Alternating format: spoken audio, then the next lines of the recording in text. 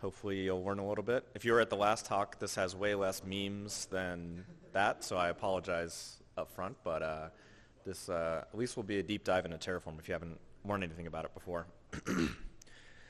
Quick intro, I'm Mike McCabe. I'm the CEO of Cloud Security Partners. We do a lot of cloud security work, assessments, defensive work, engineering, kind of everything across the board.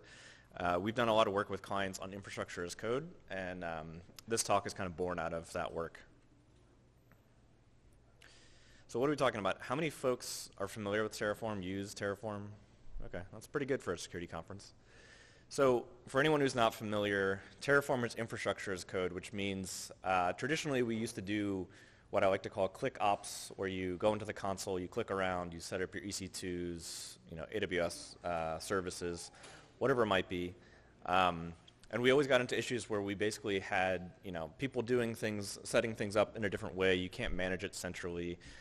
You had tons of misconfigurations, all those types of things. Anyone who's worked in a cloud environment knows that there's a lot of inconsistency if you don't use something like Terraform or another tool. Terraform is one of the options. There's CloudFormation from AWS. There's Azure tools. There's a lot of different tools out there, but this is focused on Terraform because this is our preferred tool, have a lot of experience in the area. And it is open source in the sense of the code is open source, but they recently changed the license to be more business friendly. And if you read the news, HashiCorp just got bought by IBM, so we'll see how that goes. They're already kind of going the wrong direction with the company before that, and now IBM bought them, so yeah, we'll see. There is a true open source alternative called OpenTofu, which is mostly the same syntax. It's built on Terraform, but it's a pretty hard fork. And so those two things are probably going to converge, I think, in the near future. So we'll see how that goes. But yeah, it's still a hugely popular tool in tons and tons of places. Most of our clients are using it. A lot of enterprises are moving to it away from CloudFormation or other tools. So you'll see Terraform a lot if you haven't already. The benefits of using something like this, I kind of talked about it before, but if you have everyone doing things through the console, you don't have any consistency. Even things like naming conventions, tagging, all those very core basic operations things you don't have if you don't have something to enforce it.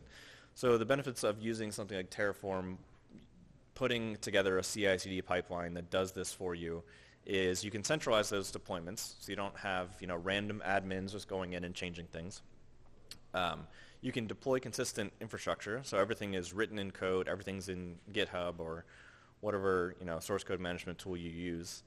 You can apply security controls to it on the code versus you can't really apply security controls to some DevOps person going in and setting up a public RDS instance. So those are some of the big benefits of it, and you do see, as companies move to using these pipelines, a lot more consistency, a lot more repeatability in their infrastructure. But there are some challenges with it too. Often people with app pipelines and especially infrastructure pipelines, they always give it highly privileged roles. Does anyone know if they're using the admin access policy on their Terraform pipeline? No? No? Okay. Usually some person raises their hand sheepishly, but I can guarantee at least one of the companies in this room is probably using an overprivileged role. The admin access policy in AWS at least is it's like star on resources basically. And you don't want to do that because obviously the pipeline has to create infrastructure, but it shouldn't be able to modify everything. If you're not deploying your network through Terraform, why does it have access to your network? If you're not deploying in a different region, why does it have access to deploy to a different region? All those types of things. So we often see that these pipelines are given really highly privileged roles. There's also some interesting ways to execute code, which I'll be talking about. And it's a great tool to gather data about an environment. We just talked about red teaming. If you're a red teamer, definitely get familiar with Terraform. This will give you a few tips to kind of learn how it works and some techniques, but there's a whole world of interesting things you can do with it, and it's a great target for if you're a red teamer or pen tester, whatever it might be. And there's some interesting ways to bypass the security controls that I'm going to talk about as well. So my experience, our experience, we've built a few infrastructure as code pipelines and built the security model around them. It's a really interesting process because you have to basically threat model how someone could abuse these pipelines. And there's a lot of different ways that you can do that. But basically what we try to do is threat model it, figure out how you can abuse it, and then write security controls around to prevent either a malicious developer trying to do something, or a red teamer, or an attacker who gets access to these pipelines, or a developer laptop, and what can they do if they have access to these pipelines. The really big thing, and I do more blue team work these days, but the big thing is we saw, as we built these pipelines and refined them, we see way less security findings. And if you've worked with compliance folks or just vulnerability management, the number of findings you have in cloud environments, especially as we start to scale up to dozens, if not hundreds of accounts, you get thousands of these findings because every service has a few configurations. Those can be misconfigured. So you can see how at a decent scale you get tons and tons of findings. So when we build these pipelines with these security controls in place, we see those findings go to almost zero. You still see things like vulnerable Docker images or vulnerable VMs, but you get rid of the public RDS, the public S3 bucket, the lack of encryption, the over-privileged roles, all those things you can basically remove from your environment without having to go out there and harass people to change things. So that's one of the big benefits of these tools. And sort of a visualization of how these things work. I mean, everyone's probably familiar with app pipelines, and they're not conceptually very different. So on the left, you have your CI/CD, GitHub, GitLab, hopefully not Bitbucket. If you're using Subversion, God help you. But so you have your source code, you have your developers check in their Terraform. Then you use something like, you can use Jenkins, you can use Terraform Cloud. That's what I'm showing in this example. It doesn't really matter what pipeline you use because it's an open source tool, so you can run it a lot of different places. That pulls that code in, it runs a plan and apply, and then it reaches out to your cloud infrastructure. So that's very similar deployment process to app deployments. But Terraform is a little different than a typical infrastructure tool. If you've used Ansible or Chef or Puppet, you write these scripts, they go out, they do a thing. If you run them again, they go out and they do the same thing again and again. Terraform tracks the state of the environment that it's working in. And that's really important because if you run a Terraform plan and apply, it's going to go out, it's going to create that EC2. If you run it again, it's not just going to be kind of dumb like an Ansible script might be and just rerun that script again. It's going to say, no, that already exists when you're trying to change something, but there's nothing to change. And how it does that is when you write Terraform, you run Terraform plan, and what that's doing is it looks at the actual code that you wrote.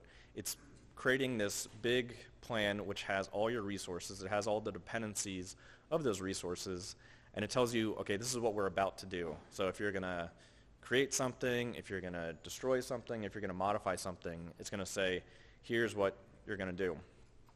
And the really nice thing about it is it creates this dependency tree where, if you're going to create an S3 bucket and you're going to have a KMS key for it, if that KMS key doesn't exist, Terraform will go create that and then reference that to the S3 bucket. Otherwise, if you're writing a script, you have to say, okay, go create the KMS key, get the output, what the ARN is, then hard code that into the S3 bucket configuration.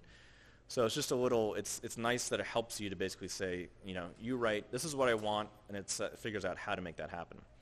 But when you run plan, nothing has happened yet. Nothing's really been updated in your environment. It sees what's out there, it looks at your state, and it sees what's out there, but it doesn't make any changes. But it does do something called determining unknown values, which I'll kind of talk about why that's an issue in a bit. But once you're ready to go, you run Terraform apply, and that's when things really start happening. You start creating things, you destroy things, whatever it might be, and it outputs the changes and it updates your state file, which is an important piece of how Terraform works. So if you don't know what Terraform looks like, it's a really pretty straightforward language. So you have to define something called a provider. You have to write a resource. In this case, this resource is an EC2. And all you really need is 12 lines of code, and you can run this Terraform plan and apply. It'll go out to your AWS account. It'll set up an EC2, and it'll figure everything else out that you didn't configure here. So it's not a very complex language, which is definitely nice. On the back end, what it's actually doing is creating this, which is a plan, and this is kind of a zoomed-in version. And all those things that you didn't configure, but that are all part of the configuration of those EC2s, it sort of figures out based on either defaults from AWS or default preferences in Terraform. And so there's a lot of more complexity kind of behind the scenes that you're not seeing because you're not defining those things, and Terraform handles that for you. And you can see there's kind of in the middle there, there's get password data, which is already an interesting field to think about, ways you could use Terraform to abuse access. So that actually gets you a Windows password. So if you're deploying Windows EC2s, that gives you a password there. So an interesting field already. And then once you make those updates, the Terraform state is a file that gets updated, and it is what it says it is. It's basically the state of your environment. So everything that you built should be in that Terraform state file. And it's really interesting because if you deploy secrets through Terraform, you're going to have secrets in your state file because basically everything that you just created is in that state file. I don't really recommend using Terraform for secrets management, but even if you don't deploy actual secrets, if you set up something like an RDS, that RDS master password gets dumped out to the state no matter what. So you have to deploy your RDS, you have to go then rotate your password because your state file has that password sitting in it. But the state file is used to basically make updates in your environment. It's used to detect drift, which is an important part of maintaining the state of your environment. But if you're, again, a red teamer or a blue teamer, it's really important to understand how do you store this state file. You can see in this example, I deployed a secret, which I'm saying you shouldn't do, but you can see just in plain text it's sitting there in the state file. And the state file is just a plain text file. There's no protection built into it by default. There's no encryption. And this is a well-known issue from HashiCorp. I took this screenshot a while ago, but someone created this GitHub issue in the Terraform repo in 2014. The PM for Terraform, I took this screenshot a while back, but almost 10 years later, they're like, yeah, we're aware of it, we're working on it, we're going to have a solution. This was earlier this year where someone is still saying, what's going on here? Like, you're a $1 billion public company. Now they just got bought by IBM. So why is there no work in this area? One interesting thing about the fork open tofu is they actually are building this in, maybe not by default, but it is on their roadmap to actually fix this issue, which is, it's kind of funny that open source has to fix an issue that a huge company is not. But there's been a lot of examples where the state file gets leaked, either your S3 bucket becomes public or someone just gets access to it, and they use those secrets to pivot into other areas. So it is a real world threat. It's not just like kind of a theoretical thing. There are people actually looking for those state files. And I don't think that developers are super aware of how sensitive they are, and they don't do a great job of kind of protecting them. So I did have one meme, not as many as Dan, but I have one. So, and people always ask, like, what is the best place to store a state file? How do I protect it? It's very environment dependent. So, some people can build very secure cloud infrastructure. They have really good monitoring. They have really good controls. So something like S3 might be a perfectly good solution for that. Some people have terrible controls and make public buckets all the time, or they misconfigure things. So, the solution is really dependent on where can you store a file securely. Where can developers access something, but no one else can get access to it? That's really up to your environment and kind of your controls. Terraform Cloud and some of the other Terraform tools like Spacelift, they can manage this for you. So you just use them to basically store your state file. But it's really up to your environment. Another area of Terraform to think about is Terraform itself can't really do much. There are these things called providers, which are really the glue between Terraform and your environment. So there's providers for AWS, obviously, Azure, GCP, all the big cloud providers. And this is just a partial list of what HashiCorp themselves offer. They're all open source. You can go check out the code. These are the ones HashiCorp maintains. There's hundreds of providers. Someone can just go and write a provider, put it on GitHub, and you can start using it today. So there's nothing really there's no licensing, there's no issues with just pulling those off of GitHub and using them. But all of these providers are a huge amount of code that you're trusting in your environment. So I know it's kind of hard to read, but this is a count of the lines of code for the AWS provider. So I took these about 2 months apart. The top one, it's about 2 billion lines of Go for the AWS provider.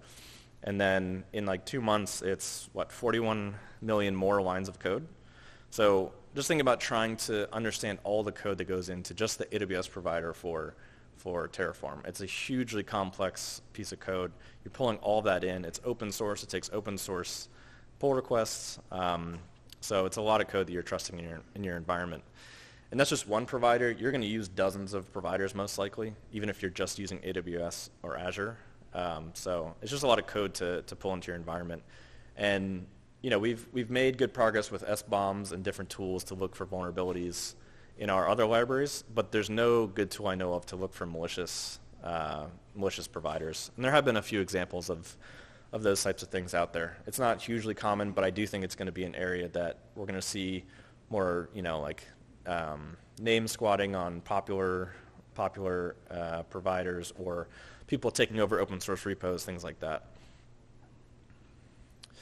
Another area, if you are using a hosted provider like Terraform Cloud or Enterprise or Spacelift, is all of those have tons of APIs that are expose privileged processes. So accessing your state file, updating your state file, running plans, setting variables, all those things are exposed as APIs. So you have to think about that as well. Another fun thing, generally, at least in AWS, Terraform will do something called assume role when it runs, where it assumes the role of the EC2 that it's running on. And you can see in the middle there, when you do an assume role in AWS, it hits this service called the metadata service, which is a loopback address on your EC2. That gives you the temporary credentials for that role. Those expire after a certain amount of time. But the issue is, we discovered with the AWS provider at least, if you set the TF log variable to trace or verbose, it will basically dump out those STS credentials. So your log file basically becomes at least temporary secrets manager as well. So if you're a malicious developer and you don't have admin access to your production environment, all you have to do is turn TF log to verbose, do a plan, do an apply, and those credentials get dumped out. You can just put that in your session and start using that right away. This screenshot's a little older. HashiCorp has somewhat addressed this. The first solution they decided to do was blank out part of the access key, but the access key and the secret access key both get dumped to CloudTrail. So if you're a developer and you're trying to abuse the system, all you have to do is run this, go look at CloudTrail for your activity, get the access key, take the combination of the access key, the secret key, and the session token, and now you have full admin access into the environment. So there's definitely some security gaps when it comes to Terraform. So I'm a big fan of Terraform as a tool. We use it internally. It's really helpful, but there's a lot of kind of edge cases, and it's for use by competent persons only, which all of us are only at least semi-competent. I love this image because I bet at some point this thing did not have that on there, and if you don't know what this is, it's a voltage tester. So someone got a shock, and then they had to add that. So getting into some of the techniques to do more malicious activities in Terraform, I'm going to cover a few, but I think there's dozens of different ways you can use Terraform to kind of get access to environments. But these are just a few that we've discovered and kind of built protections around. So the first one is remote exec. So HashiCorp and Terraform, they don't want to be your operating system kind of configuration tool. They want to set up an EC2 and then they assume you're going to use like Ansible or Chef or Puppet, something like that, to actually install packages, do all the configuration, move files around, etc. But they give you ways to do that. So again, if you're working at a startup and like everyone has root access to your production servers, this might not apply to you. It's kind of the Wild West. You don't really have security controls. But a lot of folks work at enterprises where you're not supposed to have root access to your production environment. If you're an attacker, you probably don't have an easy way to get into production. That might require like a change request. That might require a break glass process. But if you have access to a Terraform pipeline, all you have to do is write a pretty short script, and you use remote exec to get access. So what we're doing in this example is we're setting up an EC2, we're connecting to it, and then it might be hard to read, but at the bottom we're doing a netcat back out of the environment. So the idea being, if you're if you're a red teamer, if you're an attacker, get access to a pipeline, get access to a developer laptop, run a Terraform run, use remote exec. You can run basically whatever you want on this EC2, and then get a reverse shell back into whatever environment you want to, if that's production or what have you. So it basically gives you remote access to any server that you set up. And this works on AWS, this works on Azure, works on GCP. Similarly to remote exec, there's something called local exec. So remote exec works on the remote hosts that you just set up. Local exec runs where Terraform runs. We see this used a lot with scripts. Often when you're setting up like complex RDS instances, people will use local exec to do these kind of post-setup scripts where they'll maybe change the database password or they'll run a migration, something like that. And HashiCorp calls this out as an anti-pattern because, again, you're introducing scripting, you're introducing some non-Terraform process into Terraform. But the idea is basically you can run something locally in your environment wherever Terraform itself runs. So again, that could be a really impactful thing if you can either run a script on that Terraform pipeline to get access to it. In this case, the example I'm using is running local exec to hit the metadata service and then get that session token out of the environment. So I've messed around with this on like Terraform Cloud and some of the other hosted providers, and for a long time they didn't actually have the metadata service protected in this way. So you could kind of poke around at their EC2s running Terraform, which is pretty fun. But in this case, if you again run a Terraform apply, use local exec to run where Terraform runs, you can dump out whatever you want from the environment. And we're assuming that Terraform is probably running with a pretty highly privileged role, which you as a developer, or if you're an attacker, obviously, wouldn't have access to. So I always like talking about some of the solutions around these things too, so it's not just, here's all the problems.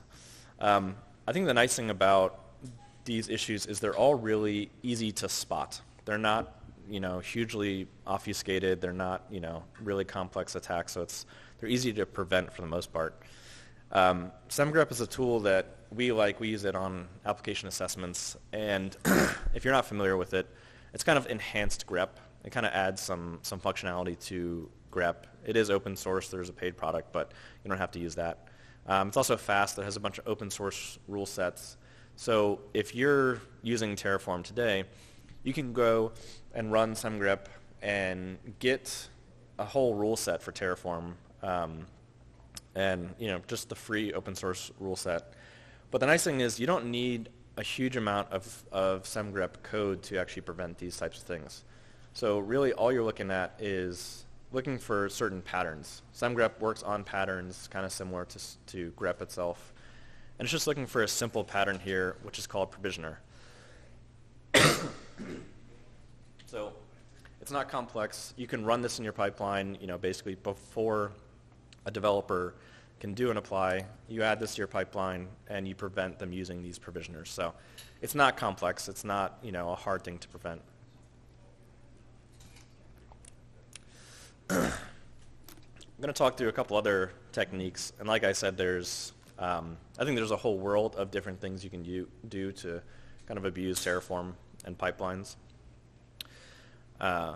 Another built-in functionality, which, again, you might not think is a big deal if you work in a very loose startup type environment, but if you're working in an enterprise, being able to run things in production environments can be pretty impactful. And any developer with access to your pipeline can basically do this. So there's an HTTP provider built in that does really simple GET requests. It's not a fully featured HTTP library. And you can see in this one, we're doing a request to the local metadata service. And again, the idea being you can basically run this and get that credential.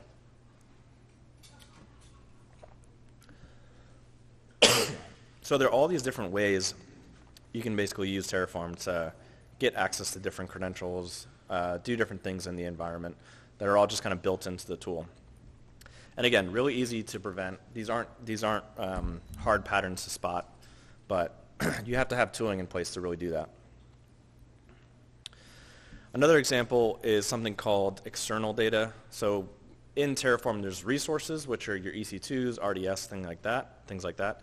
And then there's data, which is usually static data, or it can be dynamically pulled from some source, like an SSM parameter, something like that. External data is kind of a combination of those two things. It's basically a data source that can run arbitrary scripts. So in this case, we're passing, a Python script, a secret from secrets manager, and then you can assume can exfil it out of the environment. But it's another loophole. If you block remote exec, local exec, you still have another way to run scripts in the environment. Another good example is, if you wanted to basically iterate through all of your secrets and just dump those secrets out, you can use something like this, which is, again, using local exec, but we're just abusing the fact that your pipeline, even if it doesn't have write access to everything, probably has read access to most things in your environment. People don't think about read being that impactful all the time, but if you can sit there and write a script and run a script that iterates through all your secrets, dumps those out to the log or to the plan, it's pretty impactful. So you don't even have to run this as an apply. This can actually run as a plan. So if you want to dig into more of those, we have a couple open source projects. Terrified is our training platform that it has all of these examples and are much more built into it. It has labs. It has the example Terraform. You can set it up and run it in your AWS environment. Also, the slides are there too, so if you want to walk through the labs, you can see the slides. There's a 2-day version and a half-day version. And you can see it's pretty fully functional. It builds out an entire network, a whole VPC, builds out all your EC2s you need, all that. Another project we have is a malicious module. So all the techniques and some other ones that I talked about, this is basically built into that, where if you want to use some of these, import the module into your Terraform. It'll give you ways to do like remote exec, local exec. And it's not obfuscated, but it's not going to be like, this is red team stuff. It's a very plain Terraform module that you can just pull in and do all this and not seem like you're writing that code yourself.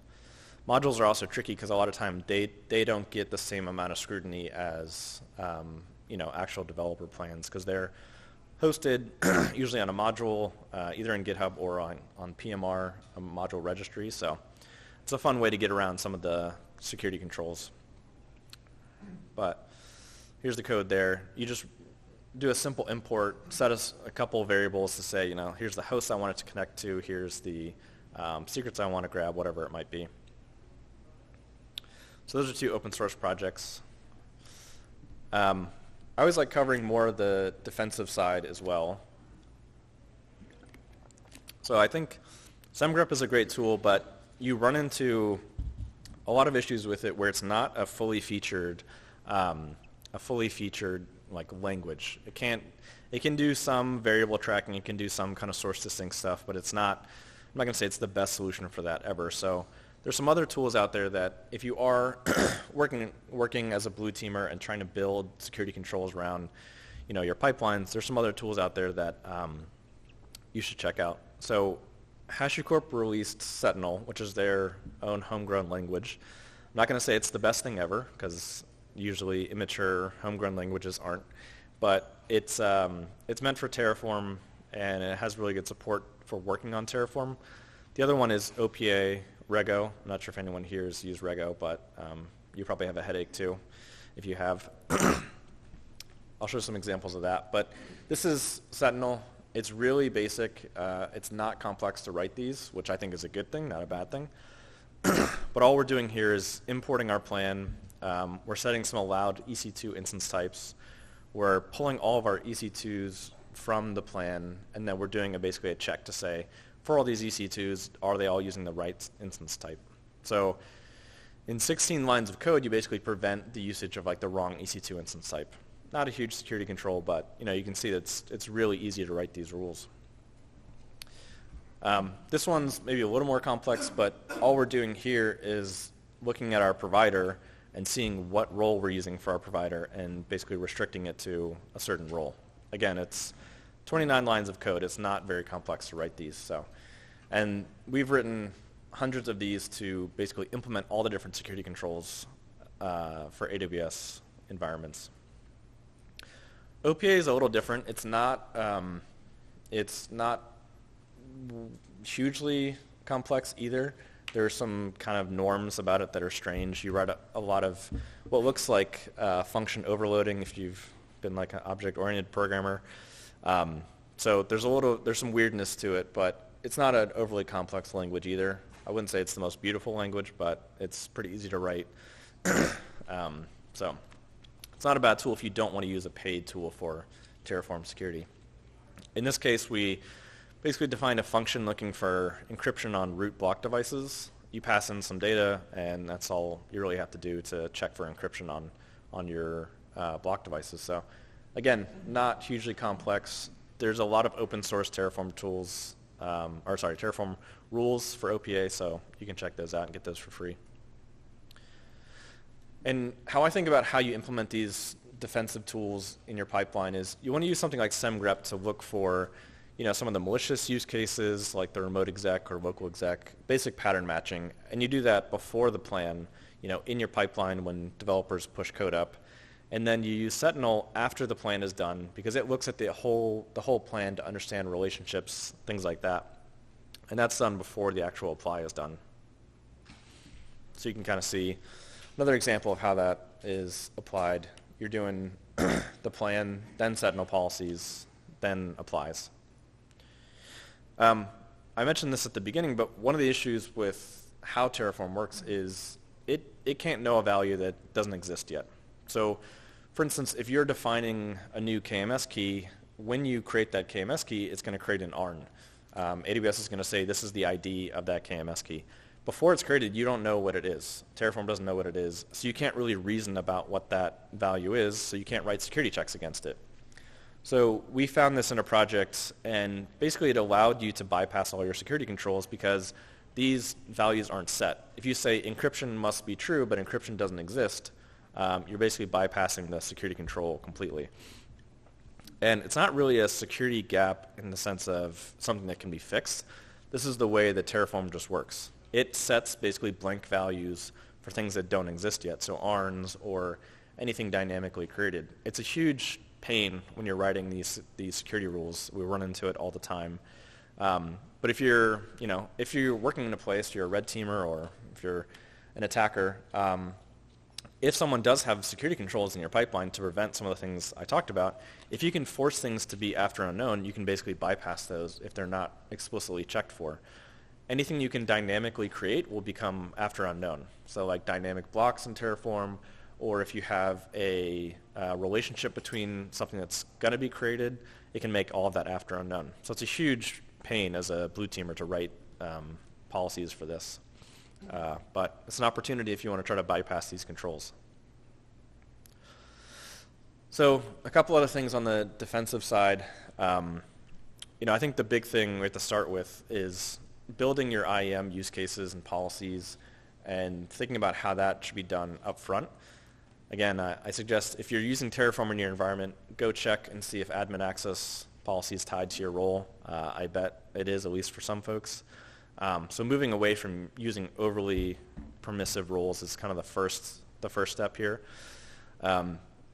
AWS has really good IAM conditionals, which basically set how you can use certain roles. So you can even set it to say, only allow this role to be used within this VPC or within this EC2, whatever it might be. So you can really lock down how your roles are used. And then make sure you monitor your changes as well. So if people are changing your Terraform role, you should know why, what is being added, what's being changed. And a lot of this comes back to defining how we use our resources. A lot of people don't do a good job of documenting kind of how you're going to use something. People just kind of jump into, I'm going to start using Terraform, I'm going to write a module, I'm going to use RDS. And they don't take the time to document how you're going to use it, and how you're going to use it turns into a pattern which you can apply guardrails to. And that turns into Sentinel policies or SemGrep policies, whatever it might be. That's really an important piece that developers are bad at, that security is pretty bad at doing as well. So it's an important step to take that time to do that. And that leads to more hardened services where you have post-deployment really hardened versions of those services that has all your audit and logging turned on, has encryption turned on, has the right role assigned to it. And as part of that is the code review piece, which we talked about. So we can't, as security people, read every Terraform change. There's no way we can scale to review all this code. I think we struggle to review all the application code that developers put out, so you're not going to review the Terraform code as well. So you have to use tools that are out there. SemGrep is one. Sentinel is a good tool. There's a lot of other ones. If you're using Terraform right now, I recommend trying SemGrep. There's also TFSec, Terrascan, and Checkoff. They're 3 open source tools. Run those against your environment. Those don't check for malicious use cases. Those just check for misconfigurations. So they're worth running to see what you have in your Terraform and fix those issues, but it's not looking for malicious use cases.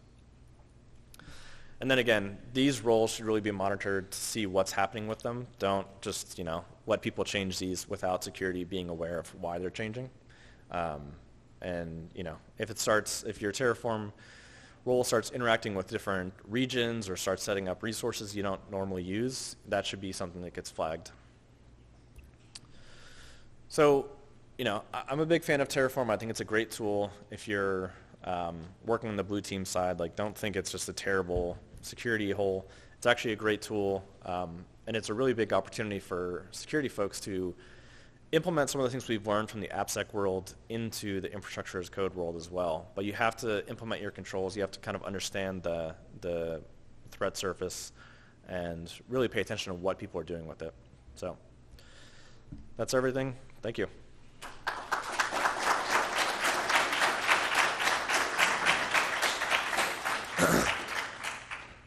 I think we have some time. Any questions?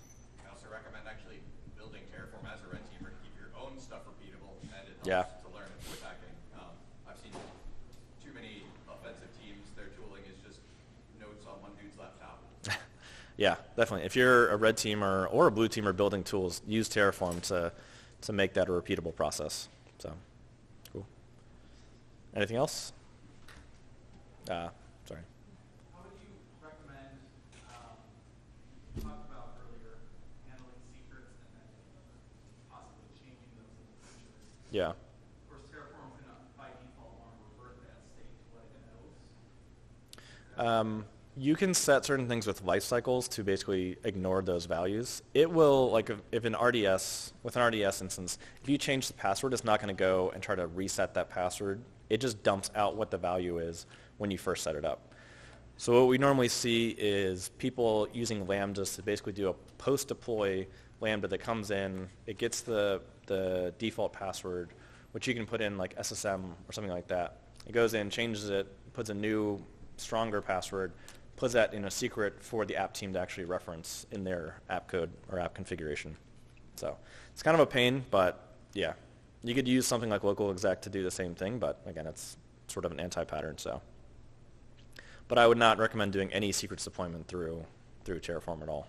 So there's another question over there. Yeah. So do you think we've inherently built simple? I don't follow a lot of this. Do we inherently shove a tool down everybody's throat, and we think that because we still can't do the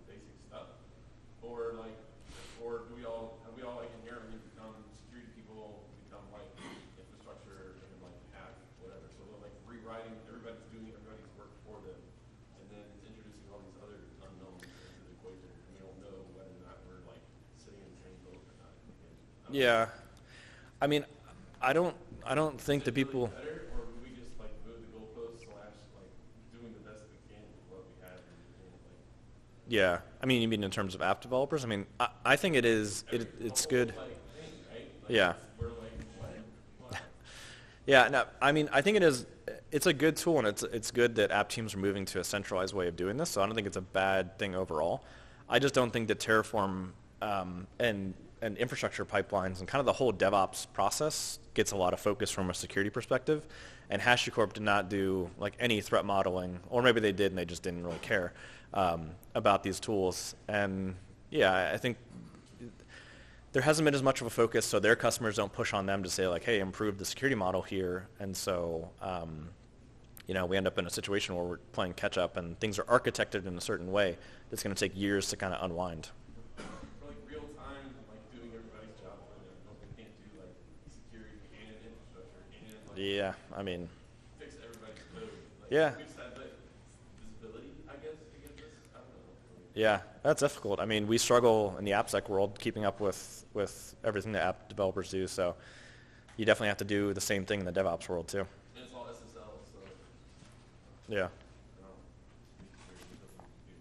yeah. Have you by chance ever heard of ThreatCL?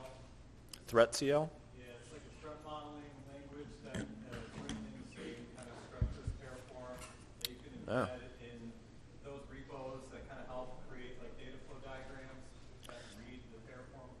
No, I've seen a couple tools. I'm blanking on the names that basically take your Terraform and build like a UML model, but I haven't seen that one in particular. Yeah, I'm just I'll check that out. wondering if you've ever seen anything similar to that, like in the real world, like kind of applicability and whether it's worth pursuing. I mean, anything that helps automate the architecture diagram process is always great. I do find when they're like as pipelines, like you'll deploy this in one pipeline and this in the other pipeline, and so sometimes when there's interconnectivity, you don't see that when you just run it against one Terraform repo. I've seen that from like the architecture automation perspective kind of fall down, but still, it's better than nothing. No one ever really sits down and creates architecture diagrams. So, Right. but yeah, I'll check that out. Thanks. Anything else? All right, cool. Thank you.